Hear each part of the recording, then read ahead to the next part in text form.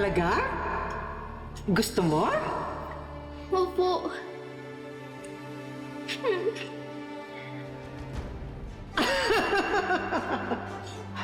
Asa ka pa. Magtiis ka. Pero... Sige nga. Dapat hindi kita bibigyan eh. Pero sige. Papatikim ko to sa'yo.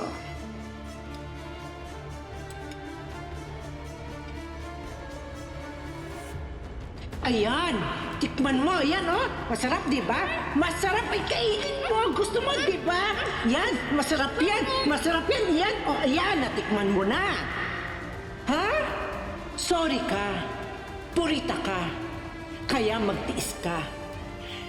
Kayong mga dukha, wala kayong matitikman na masarap sa buhay. Ha? Kaya ikaw, Tali, magsumikap ka.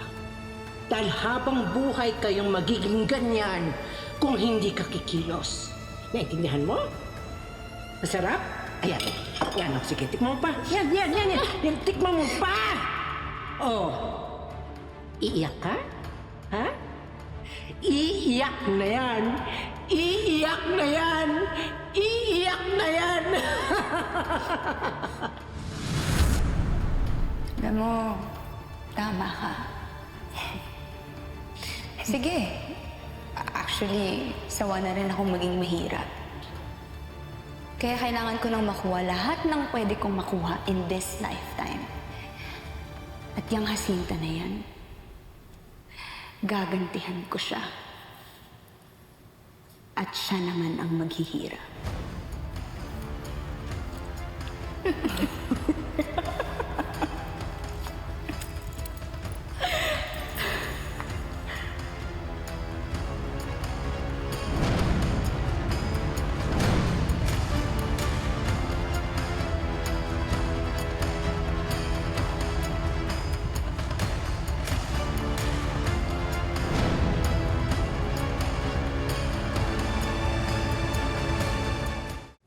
May mga darating akong bisita. I know sa weekend pa yon, pero gusto ko prepared na lahat. Kaya, sige, ayusin na natin.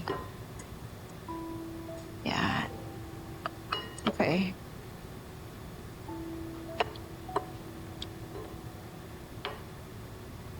Bel, andito ka na pala. Halika, tulungan mo kaming gumawa ng fruit salad. Malu, sino nagsabi sa'yo magdesisyon ng ganyan? Sorry.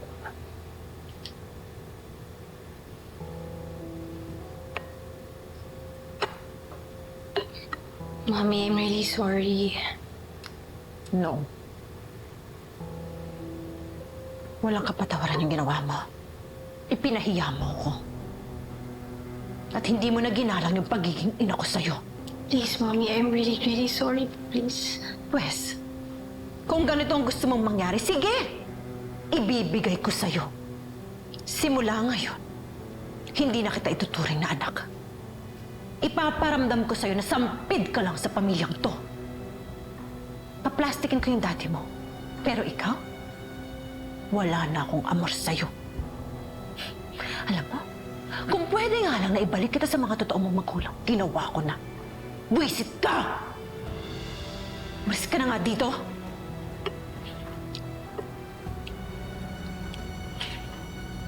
Sikat mo ng araw.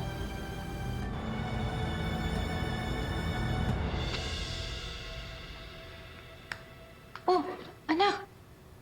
Sigurado ka bang kaya mo nang pumasok? Okay na ako, Nay. Tsaka sayang naman kung a-absent na naman ako. Ay, alam mo ba ang Tito Darius mo, nagpaplano na mag-outing daw tayo. Pero sabi ko, ayoko nang gumastos eh. Basta ang importante magkakasama tayo, hindi ba? Mabuti nga na nagkaayos kayo ni Tali. Pero parang may nararamdaman ako kay Tali eh. Ano po yun? Alam mo anak, hindi ko mapaliwanag pero alam mo, parang may malaking pader sa pagitan naming dalawa. Nay, noon pa naman ganun na ang datingan ni Tali sa atin. Malapit siya pero parang ang layo. Oo nga, anak. Hindi kagaya mo, madaling mahalin. Siyempre, Nay. Lovable ako. Aminin mo na. Aminin mo na. Oo nga. Ay, Mahal na mahal kita, anak. Nay. Mahal na mahal kita, ha? Alam ko naman. Sige, Nay. Alis na ako, ha? Sige, mag-iingat ka, ha? Okay, Nay. Tama si Melania. Iba talaga yung trato mo kay Tyrone. Hindi mo talaga ako anak.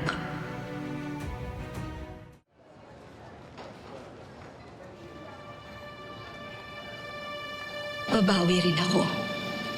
Leader arc is loading. Just wait.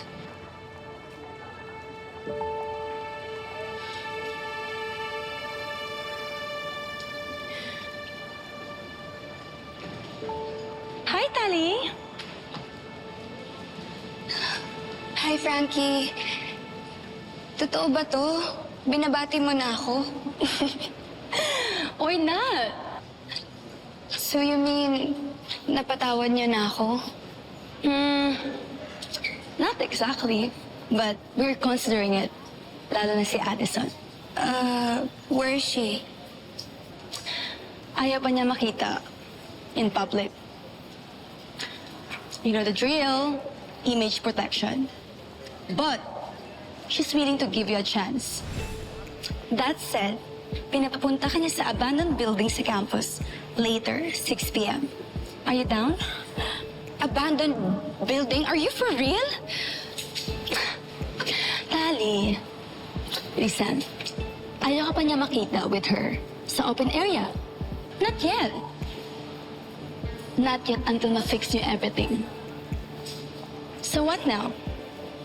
Are you in or not? One-time offer lang to, girl. It's giving now or never. Come on.